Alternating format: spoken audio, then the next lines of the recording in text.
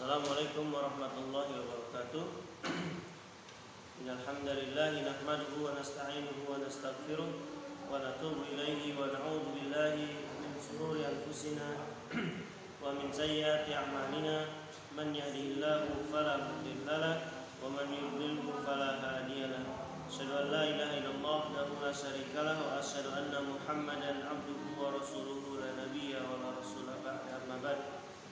Alhamdulillah anak-anakku yang semoga Allah Subhanahu wa taala muliakan. Kita kembali bertemu di semester kedua yang alhamdulillah ala kulli hal, ya. Segala puji bagi Allah Subhanahu wa taala atas segala keadaan. Karena Allah Subhanahu wa taala juga Al-Hamid, Dia yang Maha terpuji. Segala keputusannya adalah mengandung pujian, mengandung kebaikan. Maka apapun yang terjadi kepada diri kita dan kalian semua, ini adalah yang terbaik menurut Allah Subhanahu wa taala. Termasuk Allah Subhanahu wa taala masih menghendaki kita untuk pembelajaran jarak jauh seperti ini, ya. Tentu Ustadz pun rindu bertatap muka dengan kalian. Kalian pun insya Allah merindukan guru-guru kalian, merindukan teman-teman kalian kembali seperti semula, bermain bersama, kantin bersama, masjid bersama, dan seterusnya.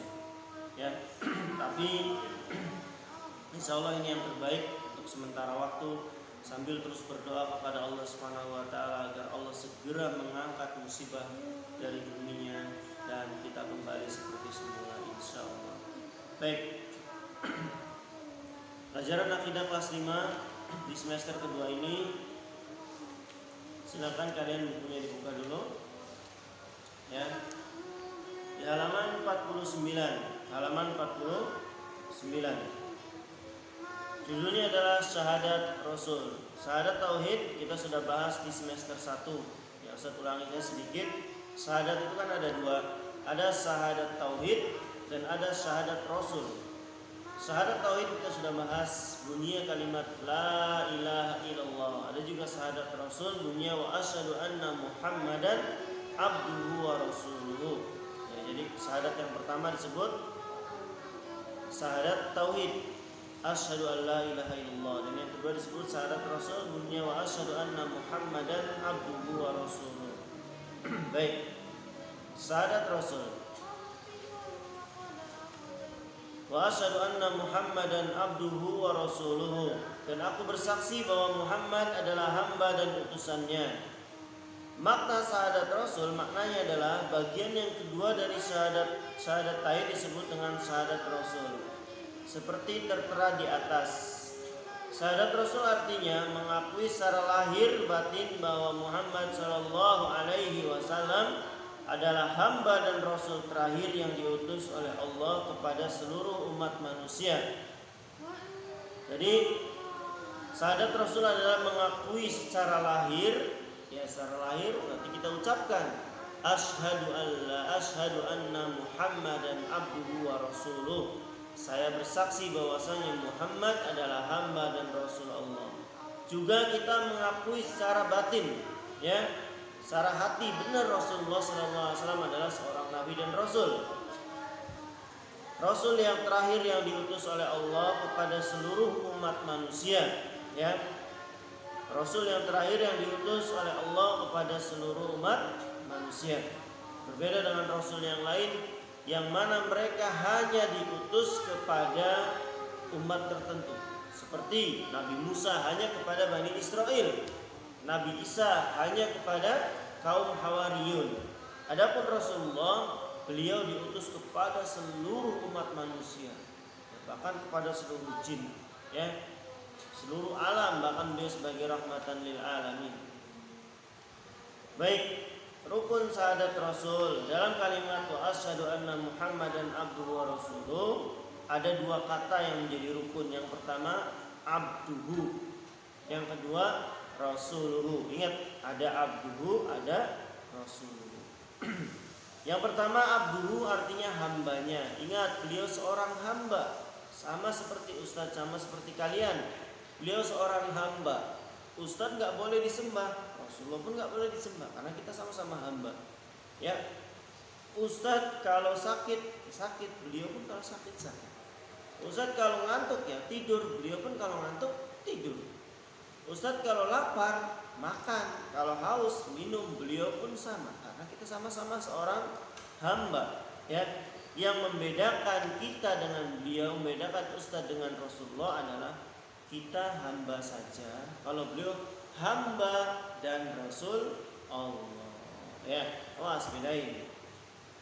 Jadi yang pertama beliau hamba, tidak punya sifat rububiyah, beliau tidak bisa menciptakan, tidak bisa menghidupkan, tidak bisa mematikan, tidak bisa mengatur alam semesta, ya. Dan yang kedua adalah Rasulullah, beliau adalah Rasul Allah, ya. Dan konsekuensi dari kita mengakui beliau Rasulullah ada 3. Kalau kalian mengakui Nabi Muhammad adalah Rasul kalian harus melaksanakan 3 hal. Yang pertama, membenarkan semua berita yang datang dari Nabi. Semua ucapan Rasulullah harus kita benarkan. Kenapa? Karena kata Allah, "Wa ma yantiqu 'anil hawa in huwa illa wahyu yuha." Muhammad itu tidak berbicara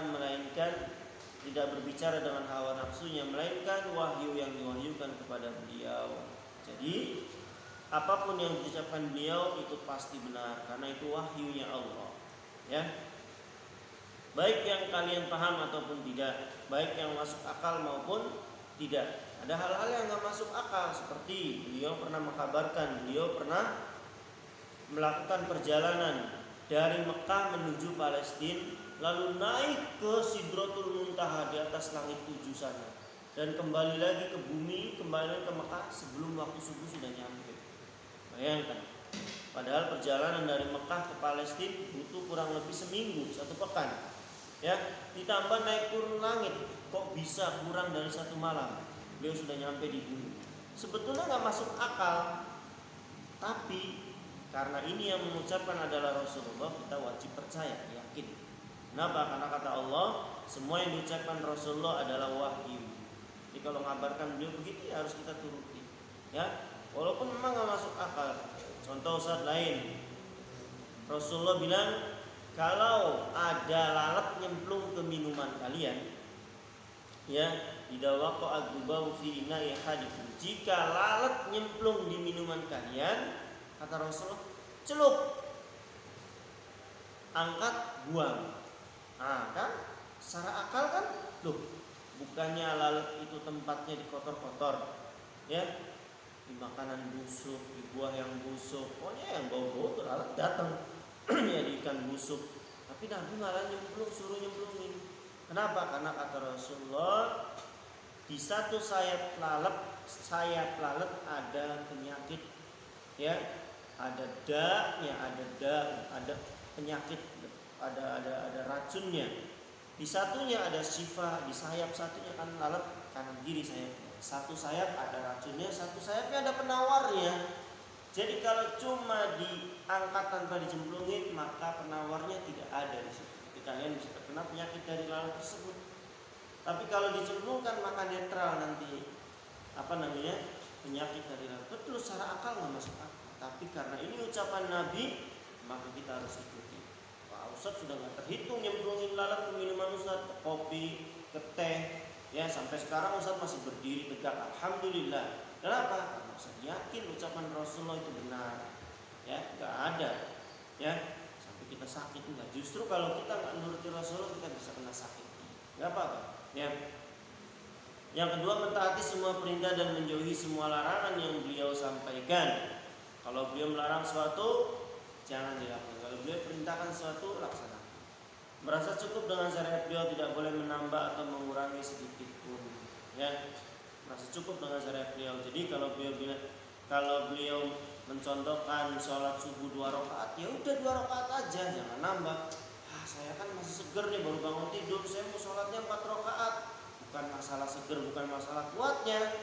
Yang dicontohkan Nabi sholat subuh berapa rakaat? 2, ya udah laksanain 2. Zikir setelah sholat, Rasulullah nyontohkan subhanallah, subhanallah, subhanallah 33. Alhamdulillah, alhamdulillah 33, Allahu Akbar 33, ditutup dengan la ilaha illallah, wahdahu la syarikalah, lahul mulku wa lahul hamdu wa huwa ala kulli syai'in qadir. Genap 100. Ustaz, saya bisa Ustaz, subhanallahnya 100, alhamdulillahnya 100, Allahu akbar 100. Bukan masalah bisa atau enggak. Dicontohkan tidak sama Nabi. Kalau dicontohkan laksanakan, kalau enggak. Ternyata Nabi enggak pernah zikir habis sholat 100. Ya sudah, jangan dilaksanakan, misalkan ya, dan seterusnya. Enggak boleh tambah dan enggak boleh dikurangi. Baik. Ya, nanti kalian bisa mengerjakan evaluasinya, atau nanti saat bikin ini deh, sudah kalian kerjakan evaluasi seperti biasa, nanti dikirim ke Ustaz. Insyaallah nanti Ustaz koreksi. Baik, barakallahu fikum. Assalamualaikum warahmatullahi wabarakatuh.